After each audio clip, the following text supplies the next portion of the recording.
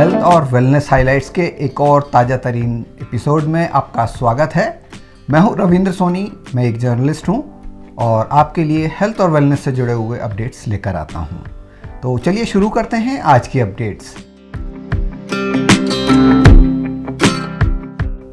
AIIMS Bhopal को quality council of India द्वारा प्रतिष्ठित national accreditation board for hospitals and health care providers, जिसे संक्षेप में NABH कहा जाता है, से मान्यता प्राप्त हुई है। यह एक प्रतिष्ठित मान्यता है और एम्स भोपाल इस मान्यता को प्राप्त करने वाला मध्य भारत का पहला सरकारी अस्पताल बन गया है। इसके साथ ही एम्स भोपाल ने दिल्ली एम्स को भी पछाड़ दिया है। NABH द्वारा यह मान्यता सुविधाओं तथा तय मानकों को पूर्ण करने वाले अस्पतालों को मिलती है। इस उपलब्धि पर एम्स भोपाल के कार्यपालक निदेशक प्रोफेसर डॉक्टर अजय सिंह ने कहा कि NABH मान्यता प्राप्त करना असाधारण स्वास्थ्य सेवाएं प्रदान करने के प्रति हमारी टीम के अटूट समर्पण का एक प्रमाण है। यह मान्यता न केवल गुणवत्ता के प्रति हमारी प्रतिबद्धता की पुष्टि करता है, लेकिन मध्य भारत में लोक सेवा में अग्रणी के रूप में हमारी स्थिति को भी रेखांकित करता है।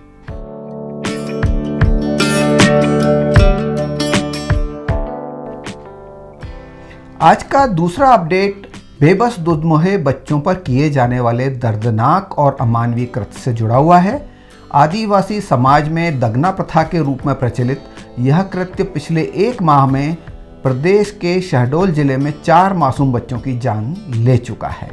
इस जिले में जो 4 घटनाएं सामने आई हैं, उनमें निमोनिया के इलाज की अंधविश्वासी प्रथाओं के चलते मासूम बच्चों को कथित तौर पर गर्म लोहे की रॉड या फिर जलती हुई अगरबत्ती से सीने व पेट पर दागा गया। ऐसा करने वाले कोई और नहीं बल्कि इन बच्चों के अपने और सगे लोग थे। हाल ही की घटना में जिले के लालपुर में 20 दिसंबर को एक बच्ची के जन्म के बाद आयोजित एक स्थानीय अनुष्ठान के दौरान बच्ची की मां इंद्रावती और बच्ची की नानी मुन्नीबाई ने 2 महीने की एक बच्ची को निमोनिया ठीक करने के लिए कथित तौर पर अगरबत्ती से दागा। मामला तब सामने आया जब बच्ची की हालत बिगड़ने पर उसे 7 जनवरी को शहडोल मेडिकल कॉलेज में भर्ती कराया गया। प्राथमिकी में कहा गया है कि बच्ची के पेट पर जलने के 7 निशान हैं। ऐसी और जानों को बचाने के लिए बड़े स्तर पर जागरूकता अभियान और कानूनी पहल की तत्काल जरूरत है। सरकार को इस तरह की घटनाओं के जिम्मेदारों के खिलाफ गैर इरादतन हत्या के मामले दर्ज करने होंगे। शायद तभी ऐसी घटनाओं पर अंकुश लगेगा।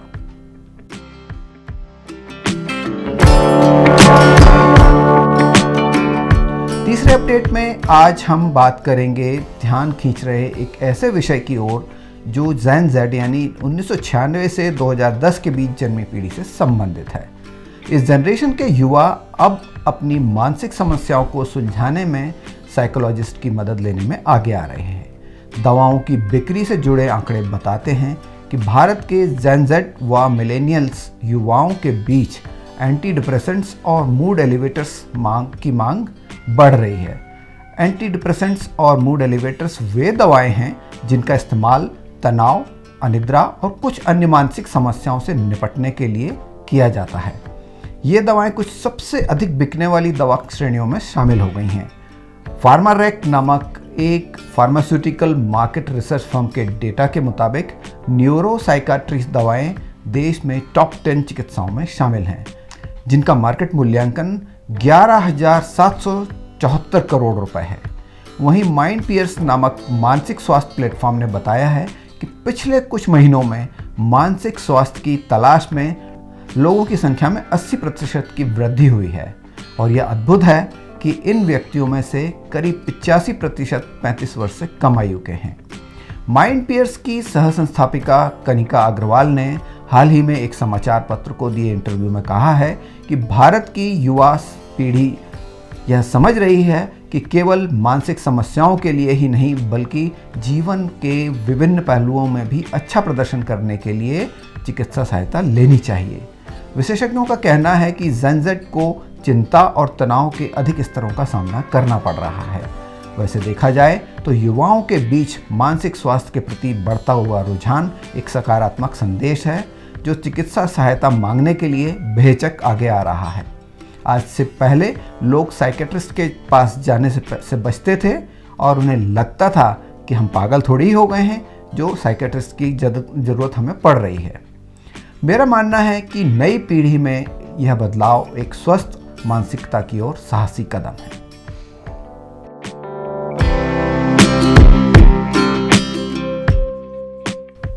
आइए अब चर्चा करते हैं अक्सर सुनाई देने वाले एक शब्द प्री डायबिटीज़ की।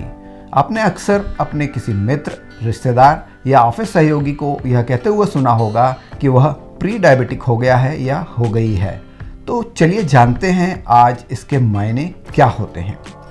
प्री डायबिटिक एक ऐसी स्थिति है जहां ब्लड शुगर यानी रक्त शर्करा का स्तर सामान्य से थोड़ा अधिक होता है, लेकिन यह स्तर टाइप 2 डायबिटीज़ के रूप में वर्गीकृत किए जाने वाले स्तर पर नहीं होता है। अमेरिकन डायबिटीज़ एसोसिएशन द्वारा दी गई तकनीकी व्याख्या के अनुसार यदि आपका A1C स्तर 5.7% और 6.4% के बीच है या फास्टिंग ब्लड ग्लूकोज स्तर 100 और 125 मिलीग्राम DL के बीच है तो आप प्री डायबिटिक हैं। विशेषज्ञों के मुताबिक प्री डायबिटिक स्टेज में पहुंचने के बहुत से कारण हैं।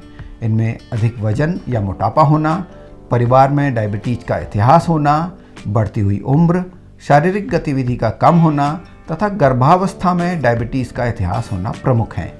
इसके अतिरिक्त उच्च रक्तचाप, उच्च कोलेस्ट्रॉल या पॉलीसिस्टिक ओवरी सिंड्रोम जिसे PCOS भी कहा जाता है जैसी कुछ चिकित्सीय स्थितियों में भी प्री डायबिटिक होने की संभावना मौजूद रहती है। तो ये थे आज के हमारे कुछ हेल्थ और वेलनेस से जुड़े हुए हाइलाइट्स। आशा करता हूँ पसंद आए होंगे। यदि हाँ तो इस चैनल को तत्काल सब्सक्राइब करें और यदि आप हमारे पहले से सब्सक्राइबर हैं तो आपसे पुनः वही निवेदन है कि इस वीडियो को लाइक करें, शेयर करें और ज़्यादा से ज़्यादा लोगों को इस बारे में जानकारी दें। आज के लिए बस इतना ही। जल्द ही मिलते हैं एक और नए ताज़े एपिसोड में। तब तक के लिए धन्यवाद। जय हिंद।